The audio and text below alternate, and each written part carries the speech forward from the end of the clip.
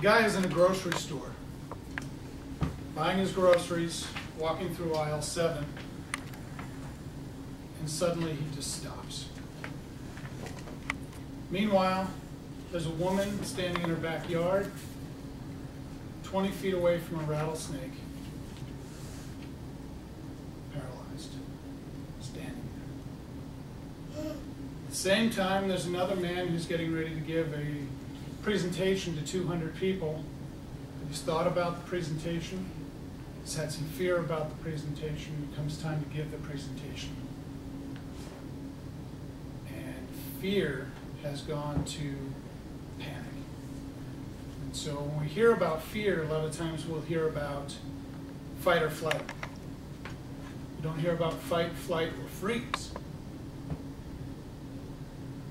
And what I want to talk about is when fear goes to panic and what happens.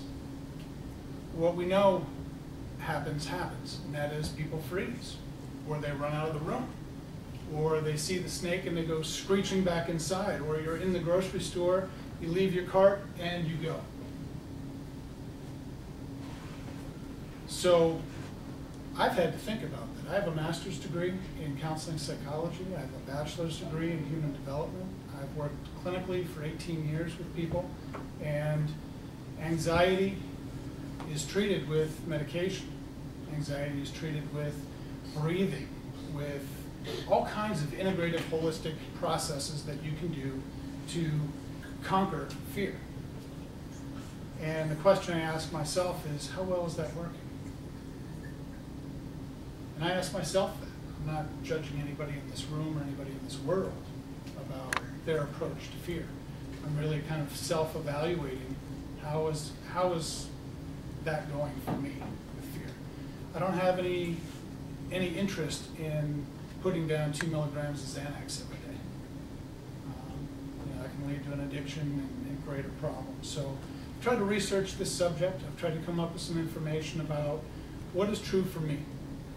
And what is true for me is there may be a genetic predisposition. I may be sensitized to experience anxiety in a different way. Okay, great information. Does it help me standing here dealing with fear? Not really. It gives me some information. So what does help when you're frozen in the grocery store, when you're frozen in the backyard looking at a snake, you're about to step on a plane and you have a fear of flying? What helps me is to understand there may be some legitimacy to the fear. It may be scary to go on a plane and hover 40,000 feet over planet Earth, which we live on. What's even more true is the story I tell myself. The story I tell myself if I'm going to present in front of a group. What if they don't like me? What if what I have to say has no value? What if I don't do it perfectly? What if I don't do it like that person or that person? That's true for me. And everybody has their own story that they tell themselves that goes along with the fear. So seeing the snake in the backyard, it's a rattlesnake. It has potential to harm. The response to that is based on a story. Rattlesnake could kill me. Okay, rattlesnake can kill you. So what's the correct response to have in a situation like that? Is it to freeze? Is it to go running away? Is it to attack? And I think I've been socialized and I've learned to work in kind of a black and white world. You've seen the t-shirts, no fear. Fear exists. So I can't believe that necessarily. So this is where kind of my Tory part of the presentation hopefully will help. You guys ready for our guest? This is Mr. Dragon. Good time. It's also kind of Mr. Dragon represents fear. Somebody asked me in the hallway while I was coming here, what is that? Who is that? I don't know. I don't know its origins. I know that fear for me is rooted in exhaustion, physical, mental, or emotional exhaustion. I also know that the story I tell myself fuels that exhaustion. I'm going to present in front of people. They're going to think some sort of way about it. I may tell myself that story to really be afraid of this person.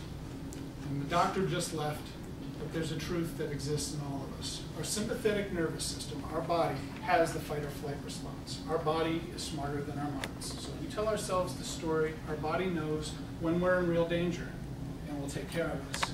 Our brain tells us, be afraid, be very afraid. So we have the physical reactions, sweating, dry mouth, shaking, whatever else may be true. This guy, sympathetic nervous system, he's kind of a representation of that, wants to protect us. Doesn't want to hurt us. And we tell ourselves, this is going to hurt us. This is going to be scary. So I want to be in relationship with this person. I want to recognize, or not this person, but this representation of fear, that fear exists. I'm not here to conquer you. I'm not here to fight you. I'm not here to get into a tug of war with you. I'm here to understand that you exist. You've shown yourself, and I could call it an ugly head, but it's kind of cute too, that you're here to warn me. Thank you for protecting me. Thank you for being of service to me. And I think we're okay. These are friends in this room. Nobody in this room wants to hurt me. If I see a rattlesnake and I'm about to step on it, I'll be exceedingly grateful when you have me leap 5 feet in the air beyond my capability. So, if you're in the grocery store, there's a lot of people around. You see a snake in your backyard. You have a presentation to give. My suggestion would be to be in relationship with that feeling. After extensive education and experience, I've learned what I can't do is fight it. What I can't do is surrender to it. This is a necessary relationship. So I look forward to being in relationship with my fear in any way it may manifest itself. In your speech, when you brought it out, you caught our attention by saying, have you ever gone into a grocery store and just stopped? I felt when you were up here that you could at least had a little bit more drama to it. You have a very strong presence about you when you do come up here, and you have a good vocal point, good eye contact, so everyone's right on you. So you can come in because, have you ever been in a grocery store and then all of a sudden just stopped? Have you ever seen a snake and just went, and you couldn't move when you needed to run? Something like that. Okay. And then because you were just went smoothly with it, so I figured you caught our point. Has you ever been there? Stop. And okay, you got me interested. But I think with a little bit more dramatic to it, you could have really gone, oh, where's he going with this? And there again, when you brought out the dragon representing the fear, that was great, like that.